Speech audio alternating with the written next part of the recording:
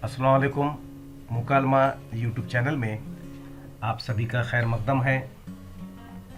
आज हम आइए ज़बान सीखें में देखेंगे ताज़ीम जमा ताज़ीमी वालिदैन, असातिज़ा और दूसरे बुज़ुर्गों से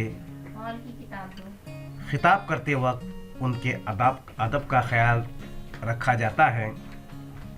इसलिए वालिद साहब से ये पूछने की बजाय तुम कहाँ जा रहे हो, यानी कि हम बात करते हो, देखो रोज़मर्रा में जो है तुम कहाँ जा रहे हो, तुम का इस्तेमाल करते हैं, जबकि ये पूछा जाता है कि आप कहाँ जा रहे हैं। आप कहाँ जा रहे हैं ये जमा ताज़ीमी है।